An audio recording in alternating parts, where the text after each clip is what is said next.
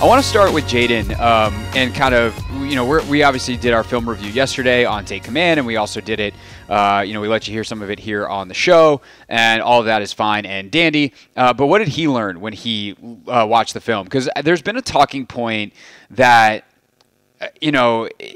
basically Jayden needs to, it's unsustainable, right? The offense, you can't possibly run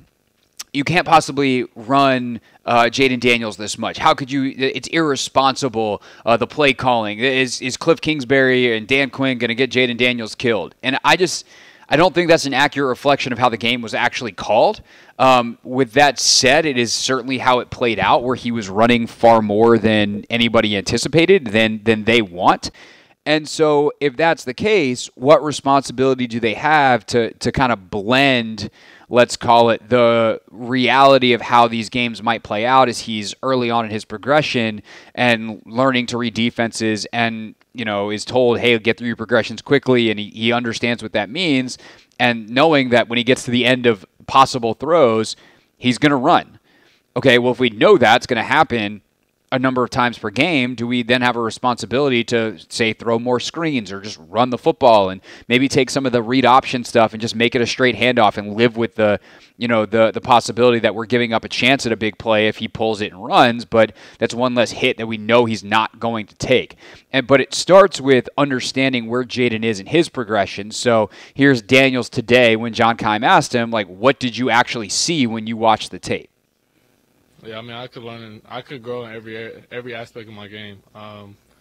Obviously, like I said, after the game, I graded myself hard. We didn't get the win, so it's kind of like, all right, we go back and watch the film. You watch the tape, it's never as good as you thought it was, and never as bad as you thought it was. So you just move on. You learn from those lessons that you learned on tape. Take the coaching, you move on to the next week.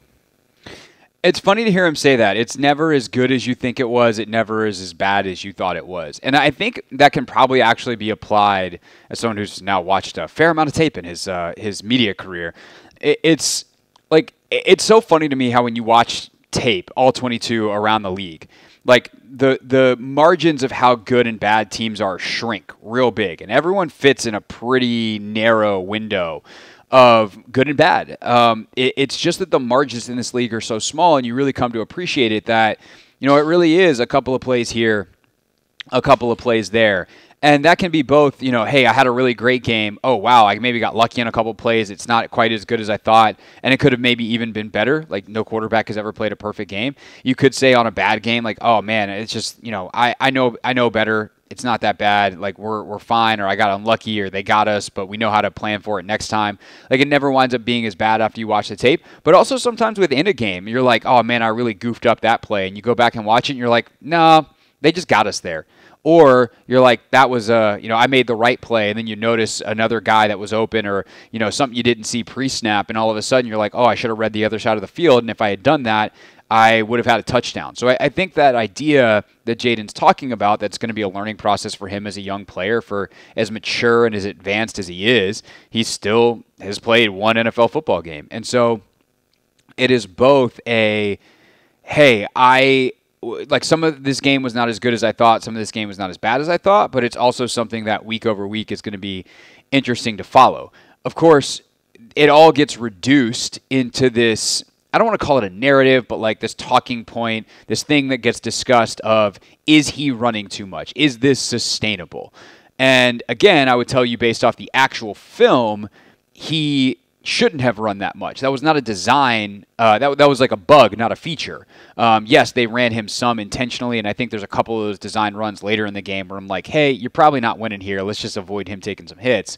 But by and large, they did not run him a grotesque amount on purpose, and there are plenty of plays where he should have very easily had other options to not run. And I will also say he did a fairly good job of getting down and getting out of bounds too. It's not like he ran it 16 times and took 16 hits, and the biggest hit he took was in the pocket when Cornelius Lucas got beat the one really bad snap that he had and got blasted from the blind side, fumbled, and thankfully Tyler Biotish fell on the football. But Scott Abraham from ABC7 asked him, like, what do you think about that balance of running too much, so to speak, that has become the talking point around the Commanders this week?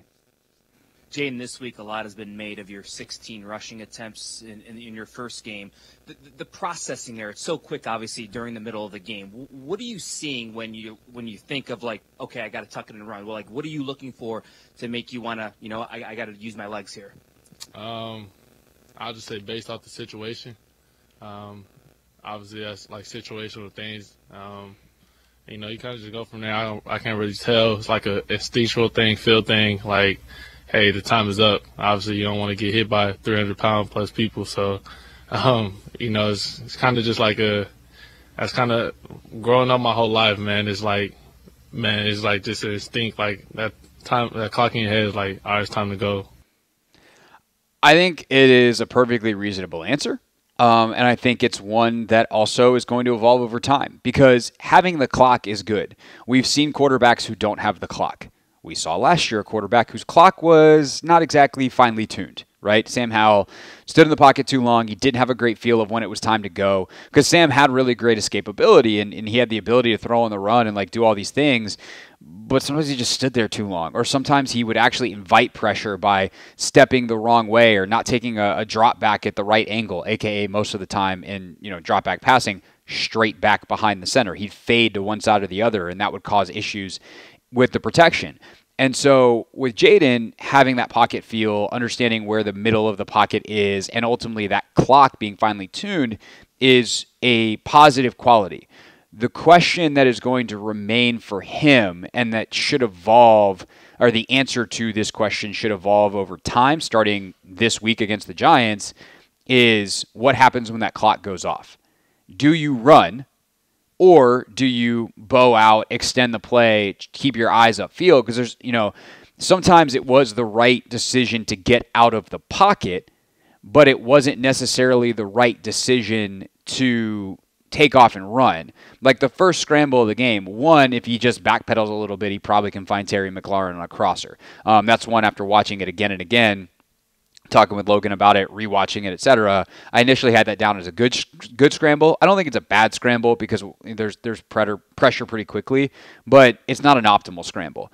And when he gets out of the pocket, he has, I think it's Austin Eckler right in front of him. Just throw the ball to Eckler. You don't need to run it. Just get the ball to Eckler and let him try to make the play. It's 3rd and 21. You don't need to take a chance there with you running the football. And I think on that one he winds up running out of bounds, but I think he takes a shot as he does. So ultimately, if I have the details of that, whatever. But the concept is when you get out of the pocket, what happens? Is it 1, 2, 3, even you get through the progression and run?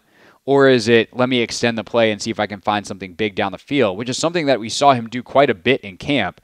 But the game that we saw on Sunday against Tampa was far more reminiscent of a lot of the stuff we saw on tape at LSU. So can he become the guy that he was in camp, or become the guy he was in camp when the lights are on for real Sunday at, I can't believe I'm saying this, Northwest Field. Yes, that's what it's called now. Don't forget, it's not FedEx anymore. It's not Commanders Field. Northwest Field against the Giants on Sunday. When we get back on the Hoffman Show, more from Jayden Daniels and Dan Quinn as both of them spoke today. And then coming up at 4:30, a deeper dive into the tape on the defensive side of the ball. We'll take some of what Logan said on Take Command and flush it out in terms of what we need to see moving forward, because while all we want to talk about all year long is Jayden Daniels, the bigger issue in the context of the game on Sunday was that defense gave up 37 points. Why? And does it actually fit into a larger trend that we saw around the NFL? We'll discuss as we go in hour number 1 of the Hoffman Show here on the Team 980. What's up, kiddos? It's your boy Clinton Yates from ESPN. It's the Hoffman Show on the Team 980. Tell your mama I said what's up.